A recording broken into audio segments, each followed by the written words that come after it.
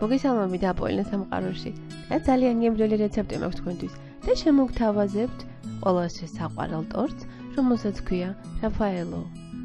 რაფაელო არის ვაფლის დესერტი, რომელსაც აქვს შიგნით თეთრი რძის კრემი და კანგათლილი ნუში.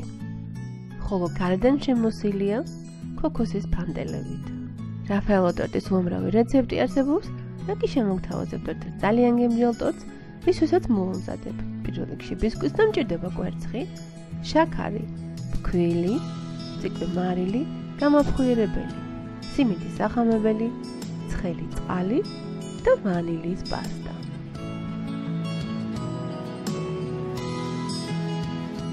პირველ რიგში ოთახის ტემპერატურის კვერცხს მოვათავსებ მიქსერში და დავიწყებ გათქვებას. დავუმატებ აგრეთვე ციკვე მარილს. დავუმატებ შემდეგ ცხელ წყალს. ცხელი წყალი ხელს უწყობს კვერცხის მასის მოცულობის გაზრდას. შემდეგ დავუმატებ შაქარს და ვთქვიფავ იქამდე, სანამ მას არ გაორმაგდება და არ გათეთრდება. ეს პროცესი შეიძლება გაგრძელდეს დაახლოებით 15 წუთი და აი ასეთი კონსისტენციის მასა უნდა მივიღოთ შემდეგ.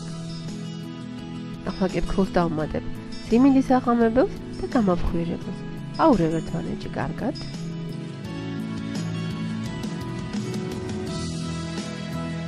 და შემდეგ ცაცერის დახმარებით დავუმატებ კვერცხის მასას. ასე ფქვილი ხდება კიდევ უფრო სუბუქი და ჰაეროვანი. და შემდეგ ძალიან ფრთხილად მოურიეთ და გახსენით ფქვილი კვერცხის მასაში. მოურიეთ ფრთხილად, რათა ის ჰაერი, რომელიც აქამდე შეათქვიფოთ, გარეთ არ გამოდონოთ. შემდეგ გადავიტანეთ გამოსაცხო ფორმაში, რომელიც არის 24 დიამეტრზე დაყენებული. გადავანაწილე თანაბრად და გამოვაცხე წინასწარ გახურებულ ღუმელში 175 გრადუსზე დაახლოებით 35 წუთი. ახლა მოვამზადებ კრემს, რისთვისაც მჭირდება შედედებული რძე და კარაქი. შემდეგ შედედებული რძის და კარაქის ნარევს დავუმატებ ნაღებს. კარაქს მოვათავსებ ქვაბში და გავადმებ. ურიეთ გამოდმებით.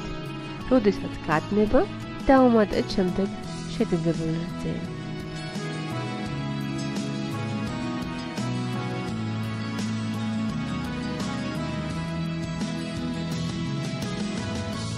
შედედებული რძე მალე იწვის, ამიტომ უნდა შეეცადოთ, რომ გამოდმებით ურიეთ. ეს პროცესი გაგრძელდება დაახლოებით 5 წუთი. ოდნავ რომ შესქელდება, შემდეგ გადადგეთ ცეცხლიდან, გადაიტანეთ სხვა ჭურჭელში და გააციეთ.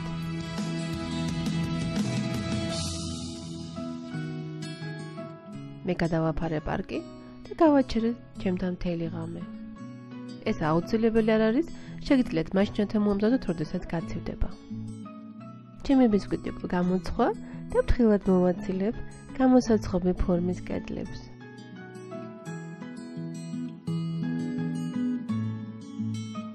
ესეთი ბისკვიტი გამოვიდა შემდეგ, რომელიც არის ძალიან ფაფუკი და ჰაეროვანი. მე ბისკვიტი ბოლომდე გავაციე და ახლა კი სპეციალური საგნის დახმარებით მოვაცილებ გამოსაცხობ ქაღალდს.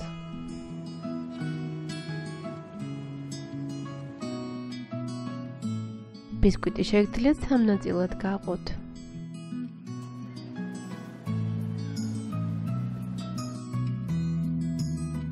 ბისკვიტი დაჭრილია და უკვე მზად არის, ახლა კი გადავალ კრემზე.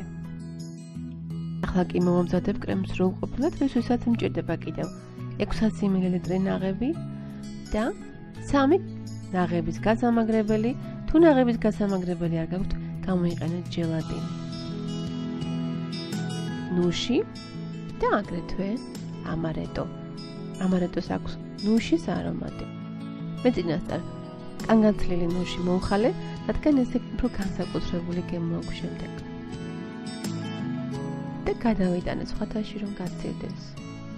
კრემს მოვამზადებ ჟელატინით, რადგან შეიძლება ყველას ნაღების გასამაგრებელი არ ქონდეს, ამიტომ განახებ თუ როგორ მოვამზადებ და ჟელატინს დავუმატებ შემდეგ 4 სუფრისკო წყალს და გავხსნი.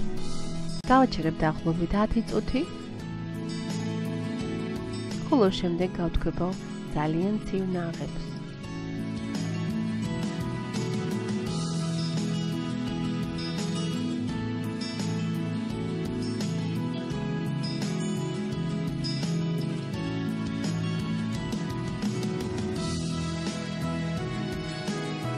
ნაღების გასამაგრებელი გამოიყენეთ მაშინ, როდესაც იქნება ესეთი კონსისტენციის და შემდეგ გააგრძელებთ თქვება.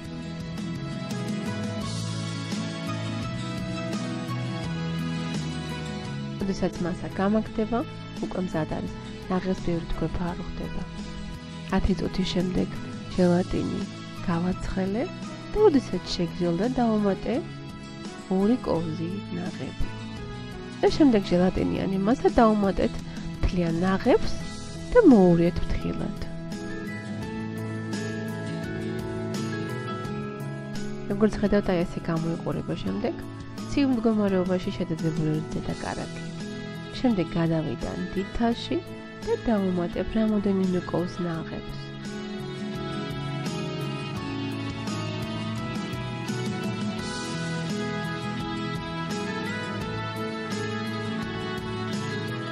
დავუმატოთ იმდენი, რომ შედედებული რიცხვის მასა კარგად გაიხსნას. როდესაც ერთ მომენტში კარგად გაიხსნება, გამორთეთ მიქსერი და შემდეგ ძალიან ფრთხილად დავუმატეთ მორჩენილი ნაღების მასა და მოურიეთ კოვზით. მიქსერი აღარ გამოიყენოთ, წინააღმდეგ შემთხვევაში კრემი აიჭრება. მოურიეთ ძალიან ფრთხილად, ნაღები არის ძალიან სათუთი მასა. აი ესეთი კრემი მივიღეთ შემდეგ, რომელიც მინდა გითხრათ, რომ არის ძალიან გემრიელი და არც თუ ისე მძიმე. შემდეგ კი დავუმატებ ამარეტოს, რომელსაც აქვს ნუშის არომატი. თუ კი ამარეტო არ გაქვთ, დავუმატეთ ნუშის ესენცია. მოურიეთ ისევ ძალიან ფრთხილად. ახლა კი ავაწყობ ტორტს, რისთვისაც ბისკვიტი მოვათავსე ტორტის დასადებზე და გავუკეთე ტორტის რგოლი. ბისკვიტი დავნამე შემდეგ სიროფით, რომელსაც გაურიეთ ცოტა წყალი და ამარეტო. შემდეგ ბისკვიტზე მოვათავსე კრემის ნახევარი. მოვაყარე ქოქოსის ფანტელები. სასურველია თუ მოალაგებ დაფშნილ ვაფლს. მე ვაფლი არ მქონდა, ამიტომ გამოვიყენე დანაწევრებული რაფაელოს ბურთები, შემდეგ კი მოვაყარე ნუში. გადავასწორე კარგად შემდეგ კრემი.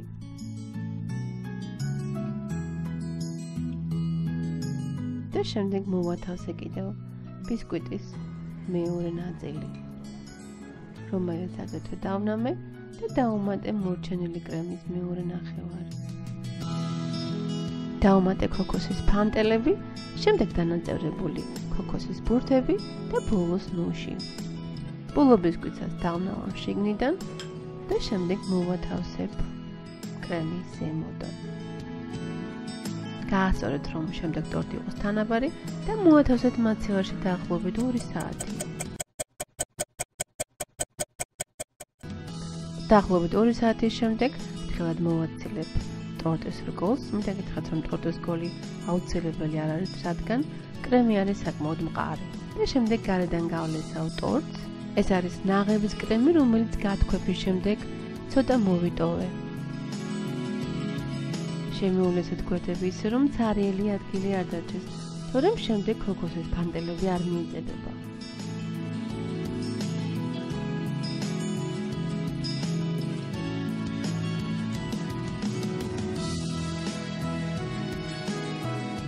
შემოუსწორეთ ყველა გვერდი ლამაზად და შემდეგ ზემოდან მოაყარეთ ქოქოსის ფანტელები.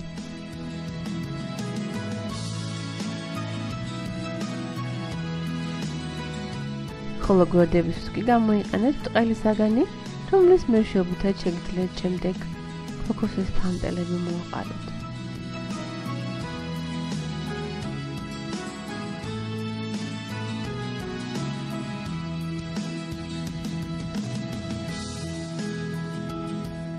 შემდეგ შემოვასწორე ისევ ხელით კარგად.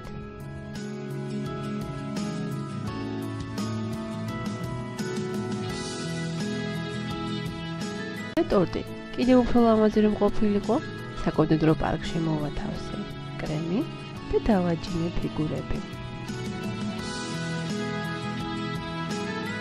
მინდა გითხრათ, რომ მე მოსართავად გამოვიყენე ბეზეს კრემი, რომლის ვიდეო რეცეპტსაც იხილავთ აგრეთვე ჩემ YouTube-ის არხზე. შეგიძლიათ ნაღების კრემი გამოიყენოთ. ხოლო შემდეგ მოვალაგე ქოქოსის ბურთები. თქვენ კი გააფორმეთ თქვენი გემოვნებით. გამოაცხეთ, მოსინჯეთ და კიდევ მადლობას გიხდით იმისათვის, რომ ჩემთან ერთად იყავით. რეცეპტს დაგიტოვებთ როგორც ყოველთვის დაბლა ინფობოქსში.